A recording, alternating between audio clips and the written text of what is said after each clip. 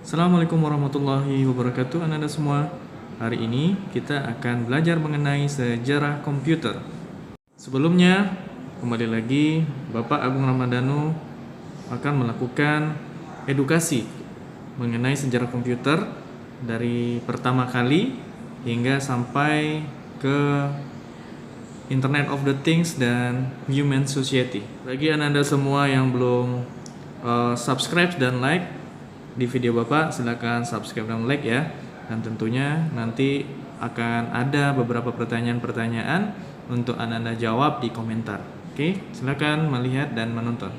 Baik, untuk sejarah komputer yang pertama, komputer pertama tersebut adalah sebagai mesin hitung.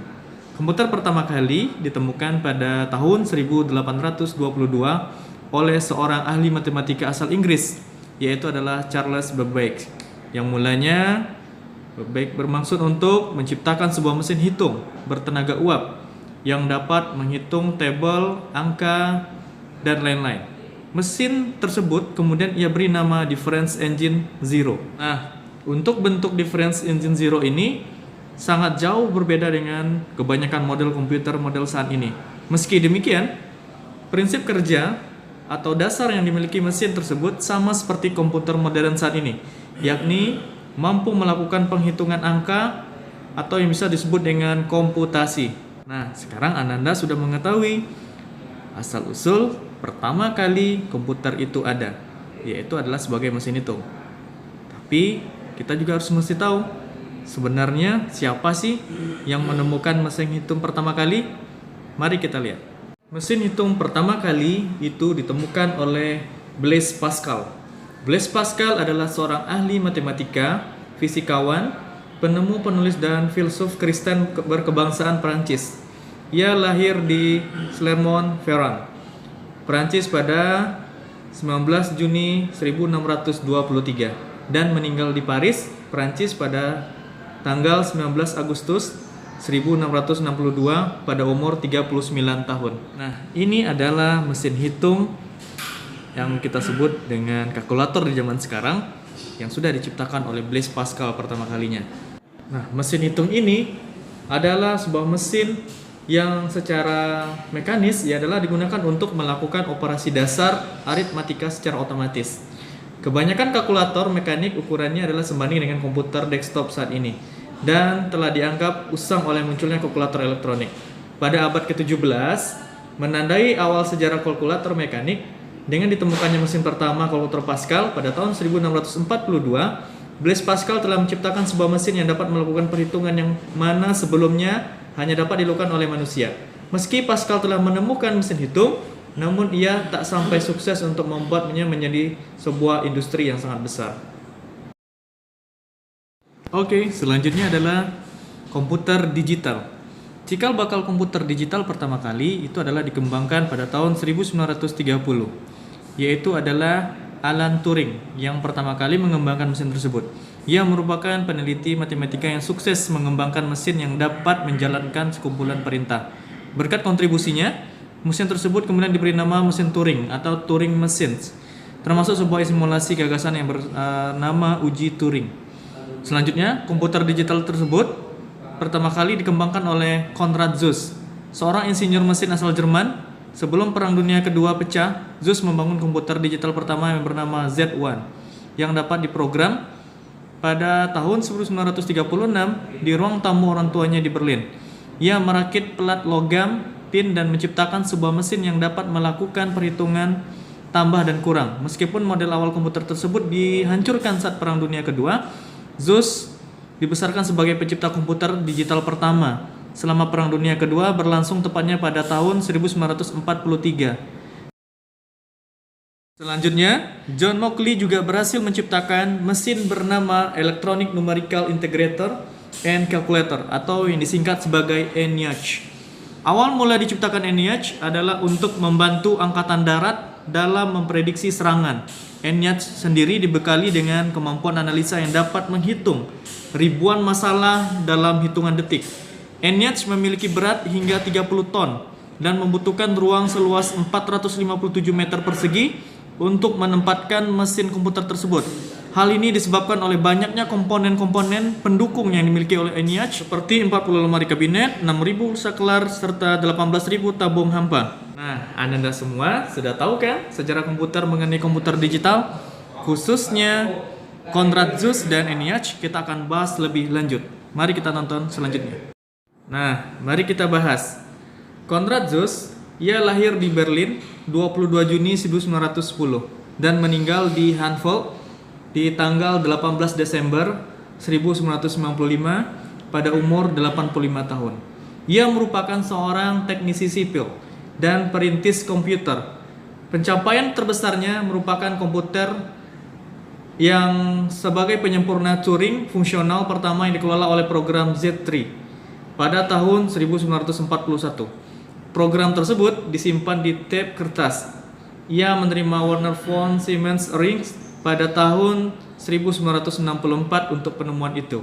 Zuse juga mendesain bahasa pemrograman tingkat tinggi pertama, yaitu adalah yang diterbitkan pada tahun 1948, Plan Calcul. Karena hanya teoritis, bahasa pemrograman itu tak diimplementasikan sepanjang hidupnya dan tak secara langsung mempengaruhi bahasa pemrograman awal. Baik, kita akan membahas selanjutnya mengenai ENIAC, yaitu adalah Electronic Numerical Integrator and Computer. ENIAC itu merupakan singkatan dari Electronic Numerical Integrator and Computer.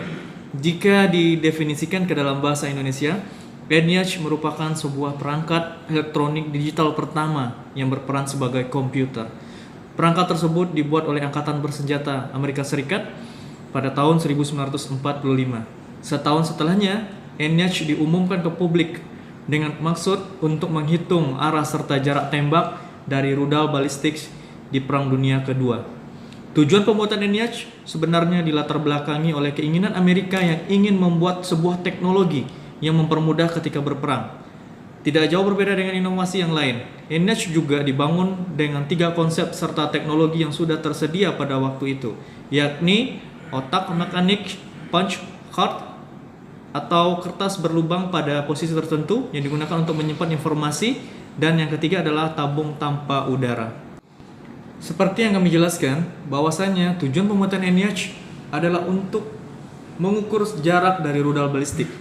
Namun, sebenarnya ENIAC juga masih memiliki fungsi yang lainnya.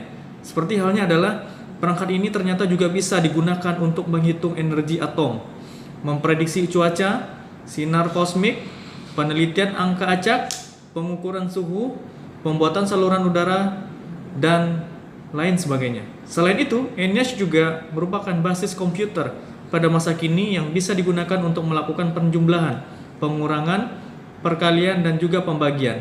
Alat ini juga mampu menyimpan data hingga mencapai 20 serta angka desimal sebanyak 10 digit.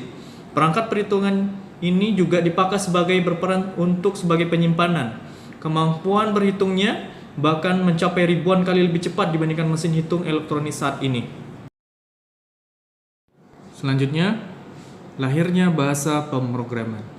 Pada tahun 1954, bahasa pemrograman dicetuskan untuk pertama kalinya oleh ilmuwan komputer wanita bernama Grace Hopper. Bahasa pemrograman bernama COBOL ini hadir untuk membantu pengguna komputer dalam menyampaikan perintah dalam bahasa Inggris. Sebab sebelumnya pengguna komputer hanya dapat memberikan instruksi pada komputer menggunakan kumpulan baris dan angka. Nah, sejak saat itu, bahasa pemrograman kemudian ikut berkembang seiring dengan evolusi yang terjadi di komputer. Selanjutnya terciptalah bahasa pemrograman baru bernama Fortran yang dikembangkan oleh tim pemrograman IBM yang dipimpin oleh George Backus pada tahun 1954.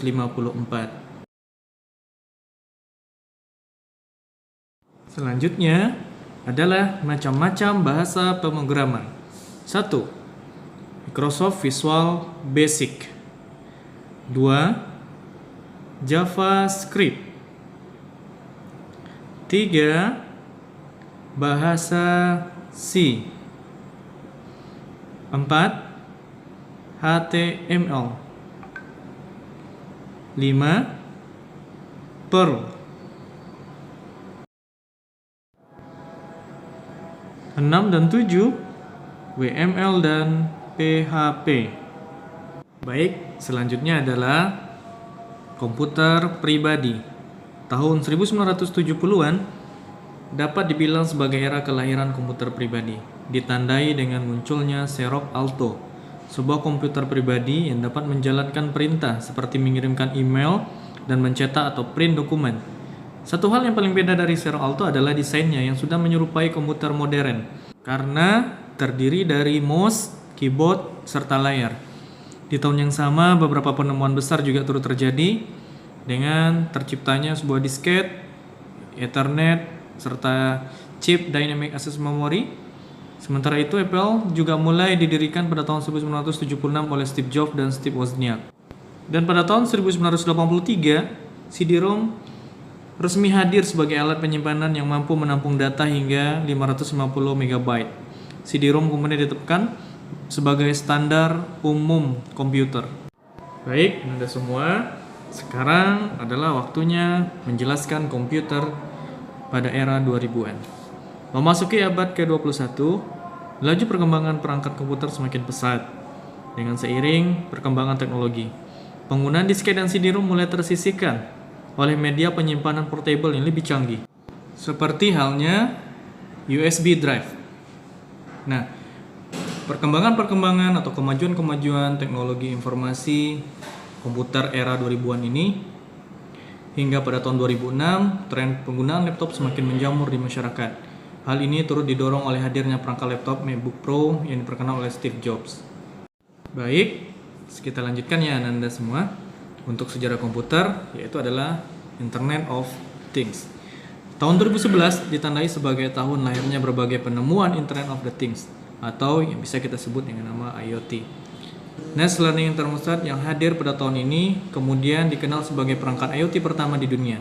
Selanjutnya, berbagai produk IoT lainnya semakin menjamur di pasaran. Sebut saja seperti Apple Watch yang hadir pada 2015 untuk pertama kalinya. Apple turut mengumumkan iPad OS, sebuah sistem operasi yang dikhususkan untuk iPad. Nah, kita semua sudah mengetahui sejarah komputer dari pertama hingga Internet of the Things. Alhamdulillah. Terima kasih Anda semuanya. Selanjutnya, untuk tugas di pertemuan pertama ini, silakan dilihat di deskripsi video ini ya Anda semua. Dan khusus untuk Internet of the Things dan Human Society, video selanjutnya akan Bapak jelaskan. Terima kasih Anda. Assalamualaikum warahmatullahi wabarakatuh.